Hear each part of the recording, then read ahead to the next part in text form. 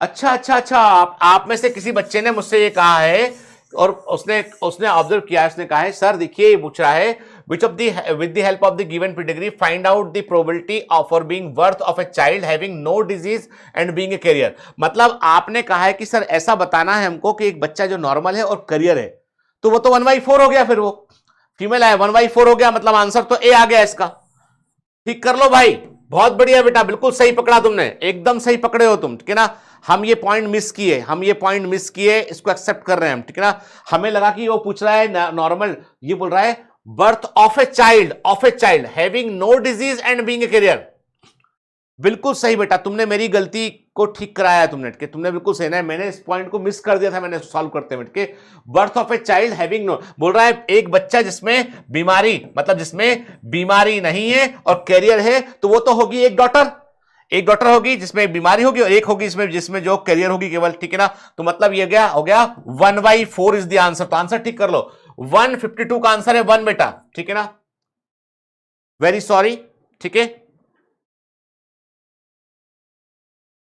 हाँ बिल्कुल सही, महिमा यादव आपने सही बताया बेटा, आपके 153 में पूछ से क्या रहा है, birth of a child having no disease and being a carrier, बीमारी नहीं है पर वो कैरियर है, तो मतलब क्या हो गया बेटा, मतलब ये हो गया कि वो 4 में से एक है, वो तो एक है, मतलब वो 1/4 हो गया, ठीक है। माय बैड, मेरी मिस्टेक, ठीक किया मैंने इसको। फिर T7, ठीक है। अब देखो बेटा ऐसा है, अब ये क्वेश्चन है कंफ्यूजिंग, ठीक है, एज वेल एज कंट्रोवर्शियल, पर हम आपको बताते हैं इसका सही आंसर वो ये है बेटा, यहां पे कि याद रखो, गलती मत करना, याद रखो, फिग फ्रूट जो है वो एक नॉन वेजिटेरियन फ्रूट है and it has enclose fig wasp in it, गलत है।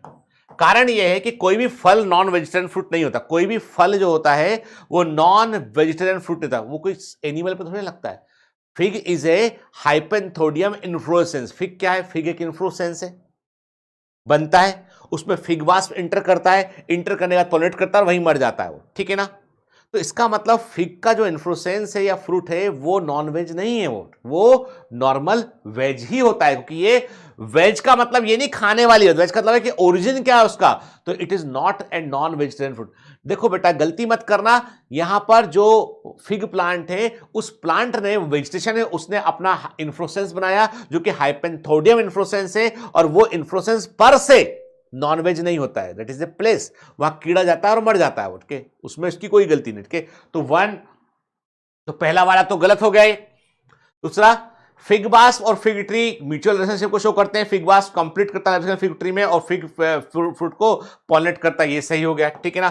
तो मतलब ये है answer is 4 is the right answer, ठीक है। 157 आंसर इज 4, ठीक है ना।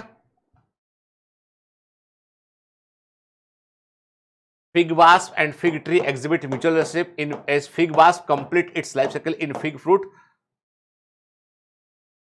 and fig fruit gets pollinated by fig wasp। यार देखो एक चीज है इसमें बेटा, एक इशू है इस क्वेश्चन में, कि मेरी बात ध्यान सुनो, के एक इशू है इस क्वेश्चन में, ध्यान से सुनिएगा, इसका एक इशू है कि ये फिग वास्प और fig tree exhibit mutual relationship as fig wasp complete its life cycle in fig fruit, ये सही है। एंड लाइफ साइकिल, देखो क्या बोल रहा हूं, लाइफ साइकिल पूरा नहीं करता, प्लीज ध्यान से मेरी बात सुनना।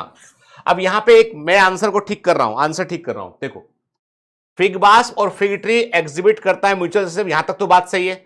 फिग वास्प कंप्लीट नहीं, फिग वास्प की लाइफ साइकिल यहां कंप्लीट नहीं थी, फिग वास्प जन्म लेने के बाद बाहर निकल जाते हैं, वो ये सूख जाता है, बाहर निकल जाते हैं, बाहर निकल के वो कॉपुलेट करते हैं, फिर जो है वो जब जब उसको बच्चे देना होता है फीमेल वास्प को, तो वो फीमेल वास्प जो है वो वापस से एंटर करती है अगले इन्फ्लोरेसेंस में। तो लाइफ साइकिल यहाँ लाइफ साइकिल पूरा होने का मतलब है कि वो बाहर से बाहर ही ना निकलते हो, यहां से वो बाहर निकलते हैं। फिग वास्प को जब अंडे देने होते हैं वो अंदर फीमेल अंदर एंटर करती है, अंडे देती है और उसके बाद मर जाती है, फिर उनसे बच्चे निकलते हैं, जब इन्फ्लोरेसेंस सूख जाता है ना तो वहां से बच्चे बाहर निकलते हैं, फिर बाहर फैल जाते हैं, बाहर यदि लाइफ साइकिल कंप्लीट होती तो ये बाहर दूसरे को पॉलिनेट कर ही नहीं पाते, समझ में आई बात। तो ये भी गलत है, मतलब आंसर में 4 नहीं, आंसर इसका आएगा 2। Both standard 1 and 2 are incorrect, दोनों गलत है, इसके answer is 2। Yes, many coaching saying it is non veg, मूर्ख हैं वो लोग। फिग वास्प जो है वो नॉनवेज नहीं है बेटा, ठीक है ना, जैसे ये अपना फिग फ्रूट नॉनवेज नहीं होता, ठीक है। तो आंसर इसका आएगा 2, 157 का आंसर आएगा 2। 158